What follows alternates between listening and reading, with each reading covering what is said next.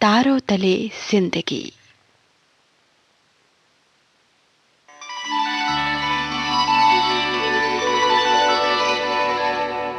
तारों तले जिंदगी।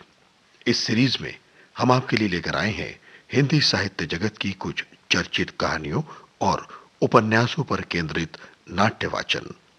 इस कड़ी में प्रस्तुत है मुंशी प्रेमचंद का लिखा चर्चित उपन्यास मनोरमा। तो आइए सुनते हैं प्रसिद्ध उपन्यास मनोरमा का रेडियो नाट्य वाचन।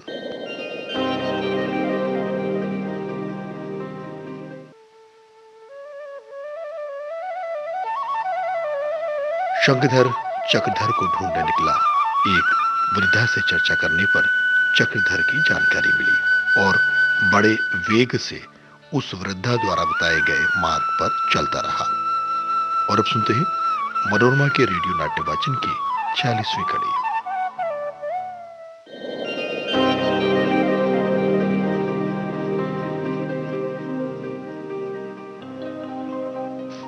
गगन मंडल पर उषा का लोहित प्रकाश छा गया। तारागण किसी थके हुए पथिक की तरह अपनी उज्ज्वल आंखें बंद करके विश्राम करने लगे। पक्षीगण वृक्षों पर चहकने लगे, पर साईगंज का कहीं पता नहीं चला। सहसा एक बहुत दूर की पहाड़ी पर कुछ छोटे छोटे मकान बालिकाओं के घरों की तरह दिखाई दिए। ये साईगंज आ गया। शंखधर का कलेजा धक धक करने लगा। उसके जीर्ण शरीर में अद्भुत स्फूर्ति का संचार हो गया। पैरों में न जाने कहां से दुगना बल आ गया। पहाड़ी की चढ़ाई कठिन थी। शंखधर को ऊपर चढ़ने का रास्ता भी मालूम नहीं था। न कोई आदमी ही दिखाई देता था जिससे रास्ता पूछ सके। वो कमर बांधकर चढ़ने लगा। गांव के आदमी ने ऊपर से आवाज दी, अरे इधर कहां से आते हो भैया? अरे रास्ता तो पश्चिम की ओर से है, कहीं पांव ना फिसल जाए, नहीं तो जाओगे सीधे 200 हाथ नीचे। शंखधर को इन बातों को सुनने की फुर्सत कहां थी। दम के दम वो ऊपर पहुंच गया और पूछा, बाबा बाबा भगवान दास अभी यही है ना? किसान बोला, कौन भगवान दास? शंखधर, भगवान दास को नहीं जानते? वो इसी गांव में तो आए हैं। साईगंज यही है ना? किसान, साईगंज? अरे साईगंज तो तुम पूरब में छोड़ आए। इस गांव का नाम बेंदो है, बेंदो। शंखधर ने हताश होकर कहा, ओह, तो साईगंज यहां से कितनी दूर है?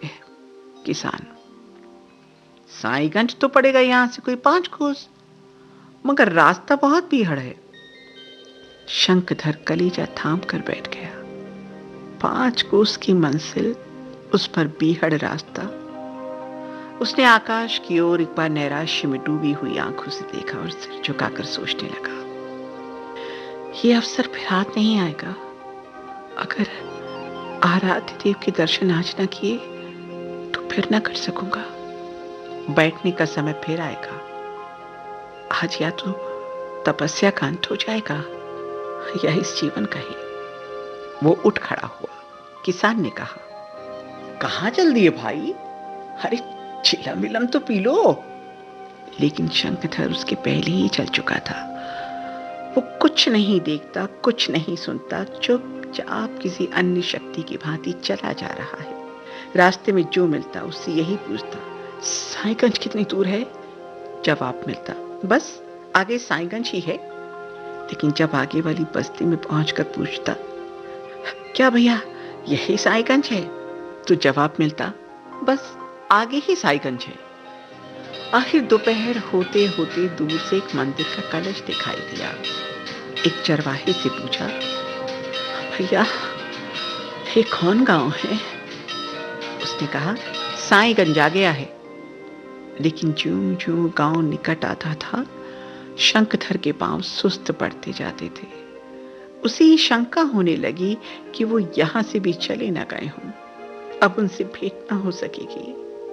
वो इस शंका को कितना ही दिल से निकालना चाहता था, पर वो अपना आसन नहीं छोड़ती थी। साईगंज दिखाई देने लगा। स्त्री पुरुष खेतों में अनाज काटते नजर आने लगे। अब वो गांव के डांड पर पहुंच गया। कई आदमी उसके सामने से होकर निकल भी गए। पर उसने किसी से नहीं पूछा। अगर किसी ने कह दिया बाबा जी हैं, तो वो क्या करेगा? इसी असमंजस में पड़ा हुआ वो मंदिर के सामने के चबूतरे पर बैठ गया। सहसा मंदिर में से आदमी को निकलते देखकर चौंक पड़ा।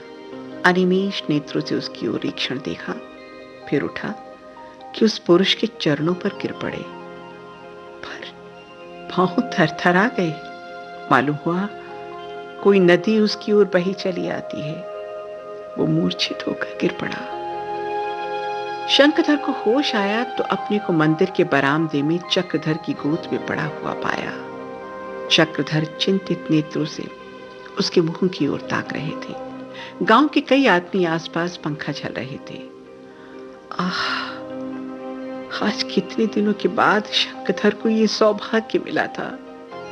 वो पिता की गोद में लेटा हुआ था। शंखधर ने फिर आंखें बंद कर ली। चक्रधर ने स्नेही मधुर स्वर में पूछा, क्यों बेटा, अब कैसी तबीयत है? कितने मधुर शब्द थे। किसी के कानों ने कभी इतने कोमल शब्द सुने हैं? उसने कोई उत्तर नहीं दिया। उसका जी चाहा इन चरणों पर सर रखकर खूब खूब रोए। इससे बढ़कर और किसी सुख की वो कल्पना भी नहीं कर सकता था। चक्रधर ने फिर पूछा, क्यों बेटा, कैसी तबीयत है अब? शंखधर ने कातर स्वर में कहा, अब तो अच्छा हूं। आप ही का नाम बाबा भगवान दास है? चक्रधर, हाँ, मुझे को भगवान दास कहते हैं। शंखधर, मैं आप ही के दर्शनों के लिए आया हूं। आपके दर्शन हो गए, मैं कृतार्थ हो गई। अब मेरे संकट कट जाएंगे। आप ही मेरा उद्धार कर सकते हैं।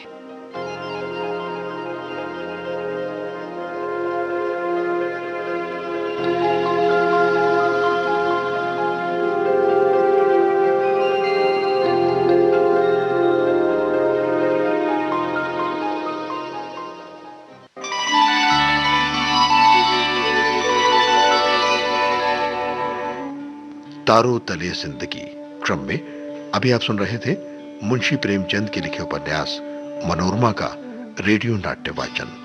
स्वर डॉक्टर ऋतु राजपूत का था और प्रस्तुतकर्ता थी काजल सूरी।